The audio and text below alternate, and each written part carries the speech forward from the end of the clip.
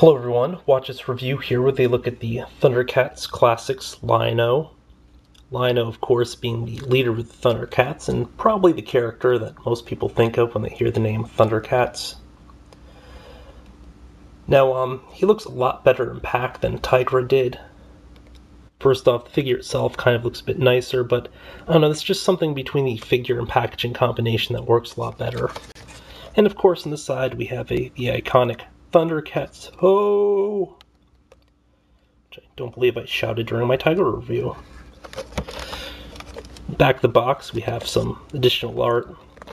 Again, it just looks a lot nicer than the Tigra package. But hold on a second and I'll get him out of box.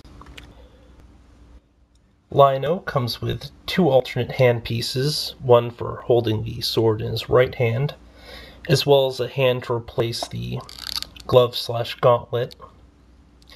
He also has the two versions, the Sword of Omens, the dagger version, then the full sword. Give me sight beyond sight. Now, it's also just have to mention the sort of iconic line that he uttered in the first episode. I can feel the sword growing in my hands. Which was just such a weird thing to say, especially considering the character basically went through space puberty on his way to the new planet. He started off as like 10 or 12 years old, and then, because his stasis pod had a leak or something, he ends up growing in there, so it's all kinds of weird. It's kind of a weird concept as well, just to have a sort of aged character, or artificially aged character, and, he's still something of a little kid inside, and he's got to learn to be both an adult and a leader, which of course is something of a burden for the character, beyond just being a, again, kind of odd concept. Now, unlike Tigra, he actually has these little, joints that are unpainted, which is really stupid. I mean, I'm not sure why they couldn't have just used a different color for this, or I don't know. But I mean, they really, really stand out because it's like this bright orange against these dark blues. Just kind of lame. Otherwise, this figure is looking great. This is kind of more along the lines of what I wanted to see when I heard that they were going to be doing sort of a rebooted line, or not a rebooted line, but a new line of figures for the classic characters. The only sort of issue is I always can't seem to get these stupid hands in. So the joint kind of rotates when you're trying to pop them in. Hold on a second. You guess have to kind of rotate it as it goes on or something. But as I was saying, this is definitely a lot more in line with what I kind of wanted to see from the Thundercats Classics line. Because, I mean, this is a kind of decent looking figure. Really solid sculpt. It's got a fair amount of articulation as well as a torso joint up here. Although the torso joint has barely any motion, it just goes forward a tiny bit, back a tiny bit. He does kind of have the same head issue as Tigra, but I mean, it doesn't seem to like pop off as often. I mean, you kind of have to force it. Again, it's just kind of weird that they gave him this neck joint here. But, the skin tones all match and stuff, which is cool. I mean, if they'd implemented the thing a little bit different, it probably would have been nicer. The high amount of gloss on the face is kind of annoying. Just like the normal skin tone stuff doesn't have that gloss, and it's kind of an ugly gloss for skin tones and hair tones. Would have been nicer if they had kind of more painted those features a little bit better. They did a pretty good job in the face art and everything. Now, the glove portion, let me quickly pop that back on, is designed so the basic Sword of Omens, the untransformed version, or Dagger of Omens, can just fit right in the glove area. Hold on a second. Okay, I think it's actually in now. But like I was saying, you'll notice that there's a little slot here that the Dagger of Omens, or the untransformed Sword of Omens, just fits inside. The one thing I kind of don't understand is what the heck's this thing here for? It just sort of rotates around. It kind of looks like a sheath at first glance, but I mean, what the heck can fit in it? There's no slot to put the sword in, or this sword as well, though this sword's always shrunk to this sword before they store it away. But, you know, really awesome looking detail on the gauntlet slash glove, which I inexplicably cannot remember the name for. I guess it's just mentioned the claw shield. Whatever, no bigs.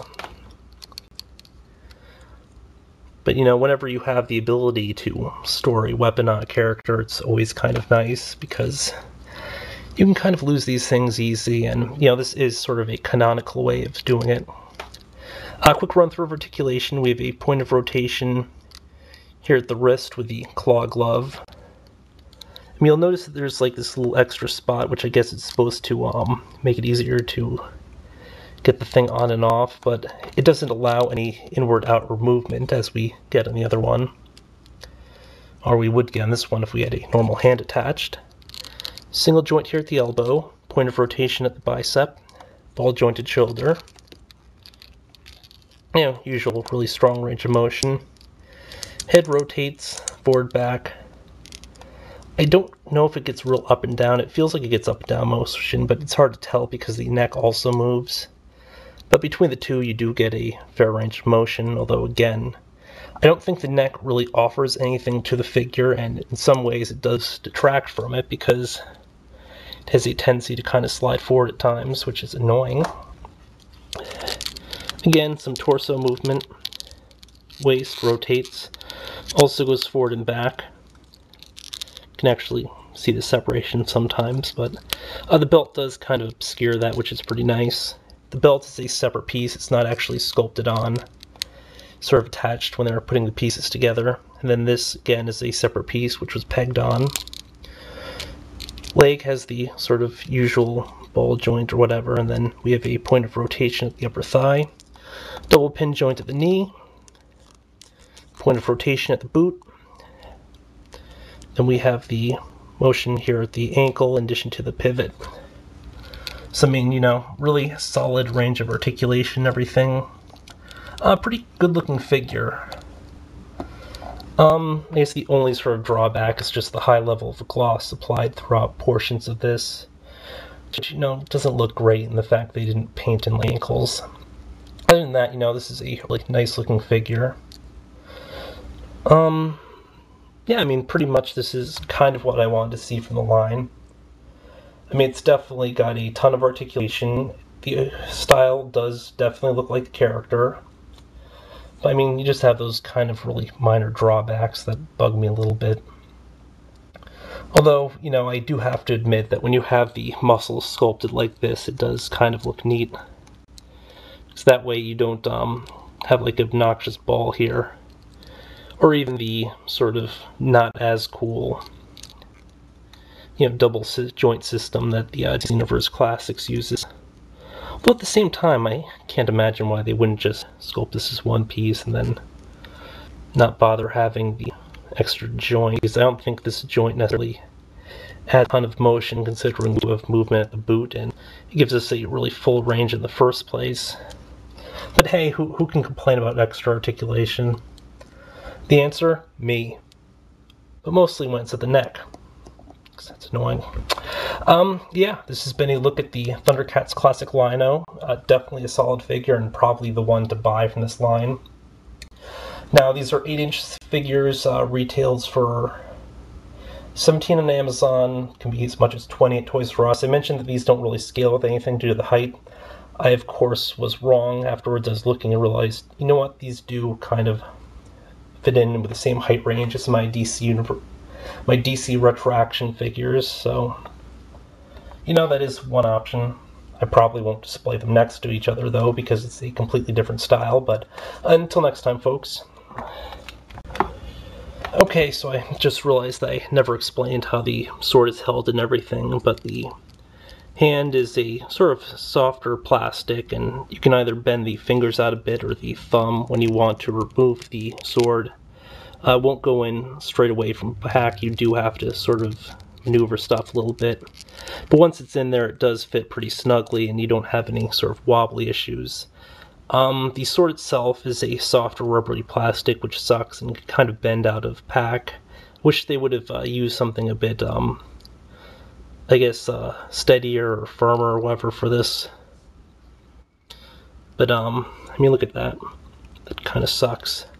The other sort of issue is the fact that you can't really do that many double-handed sword poses because the arms kind of don't accommodate it all that well. I mean, you can do some overheads and stuff, but, you know, the arms just don't go far enough out to either side. And, you know, the hands aren't sword gripping hands. You kind of have to place one hand over the other for those poses. But yeah, until next time, folks.